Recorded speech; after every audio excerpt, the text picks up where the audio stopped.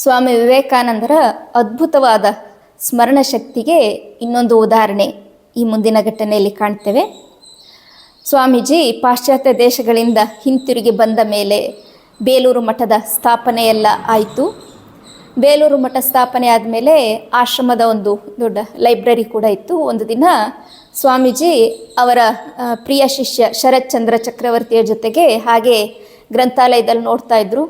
ಅಲ್ಲಿ encyclopaedia, Britannica encyclopaedia, ಆ ಬೃಹತ್ ಗ್ರಂಥಗಳನ್ನು ಜೋಡಿಸಲಾಗಿತ್ತು. ಆ ಗ್ರಂಥಗಳ ಗಾತ್ರವನ್ನು, ವಿಚಾರಗಳನ್ನ ಕಂಡು ಆಶ್ಚರ್ಯದಿಂದ ಶರತ್ಚಂದ್ರ ನೋಡಿ ಹೇಳ್ತೇನೆ, ಇಂಥ ಬೃಹತ್ ಗ್ರಂಥಗಳು, ಇವನ್ನ ಓದೋದಕ್ಕೆ ಒಂದು ಜನ್ಮ ಸಾಕಾಗೋದಿಲ್ಲ ಅಂಥೇಳಿ ಉದ್ಗರಿಸ್ತಾನೆ. ಆಗ ವಿವೇಕಾನಂದರು, ನೋಡು, ಇದರಲ್ಲಿರೋ ಮೊದಲ 10 ವಾಲ್ಯೂಮನ್ನು ನಾನು ಈಗಾಗಲೇ ಓದಾಗಿದೆ, ನೀನು ಬೇಕಾದ್ರೆ ಪ್ರಶ್ನೆ ಕೇಳ್ಬೋದು ಅಂಥೇಳಿ. ಆತನಿಗೆ ಆಶ್ಚರ್ಯ ಆಗೋಗುತ್ತೆ. ಬಿಡೋದಿಲ್ಲ, ಅವನು ಒಂದೊಂದು ವಾಲ್ಯೂಮನ್ನು ಕೂಡ ತೆಗೆದುಬಿಟ್ಟು ಪ್ರಶ್ನೆಯನ್ನು ಕೇಳ್ತಾನೆ. ಸ್ವಾಮೀಜಿ ಆ ಗ್ರಂಥದಲ್ಲಿ ಹೇಗೆ ಉತ್ತರ ಬರೆದಿತ್ತೋ ಅದೇ ರೀತಿ ಇಡೀ ಪ್ಯಾರಾವನ್ನೇ ಅವನಿಗೆ ಅಲ್ಲಿ ಹೇಳ್ತಾರೆ. ಆಶ್ಚರ್ಯ ಆಗೋಗುತ್ತೆ ಶರತ್ಚಂದ್ರನಿಗೆ. ಅವನು ಕೇಳ್ತಾನೆ, ಸ್ವಾಮೀಜಿ ಇಂಥ ಅದ್ಭುತವಾದ ನೆನಪಿನ ಶಕ್ತಿ ಹೇಗೆ ಬರೋದಕ್ಕೆ ಸಾಧ್ಯ? ನೀವೆಲ್ಲ ಪವಾಡ ಮಾಡ್ತಿದ್ದೀರಾ ಅಂಥೇಳಿ. ಸ್ವಾಮೀಜಿ ಹೇಳ್ತಾರೆ, ಇಲ್ಲ, ಯಾವ ಪವಾಡನೂ ಇಲ್ಲ. ಮನುಷ್ಯನ ಮನಸ್ಸಿಗೆ ಅಷ್ಟು ಶಕ್ತಿ ಇರುತ್ತೆ.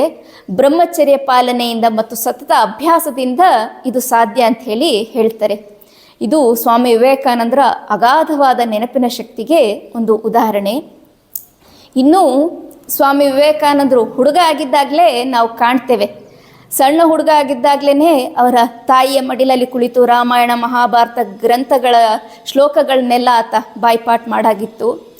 ಒಮ್ಮೆ ಯಾರೋ ಒಬ್ಬರು ಪಂಡಿತರು ಅವನ ಮನೆಗೆ ಬಂದು ಒಂದು ಸಂದರ್ಭದಲ್ಲಿ ಮಂತ್ರ ಹೇಳ್ತಾ ಇರ್ತಾರೆ, ಶ್ಲೋಕಗಳು ಹೇಳಿದಾಗ ಅವರು ತಪ್ಪು ಉಚ್ಚರಿಸಿದ್ದನ್ನು ಕಂಡು ಇನ್ನು ಬಾಲಕ ನರೇಂದ್ರ ತಿದ್ದುತ್ತಾನೆ, ಮಹಾಶಯರೇ ಈ ಶ್ಲೋಕ ಹೀಗಲ್ಲ ಹೀಗೆ ಅಂಥೇಳಿ ತಿದ್ದಿ ತೋರಿಸ್ತಾನೆ. ಅಂಥ ನೆನಪಿನ ಶಕ್ತಿ ಅವನ ಬಾಲ್ಯದಲ್ಲೇ ಕಾಣ್ತೇವೆ.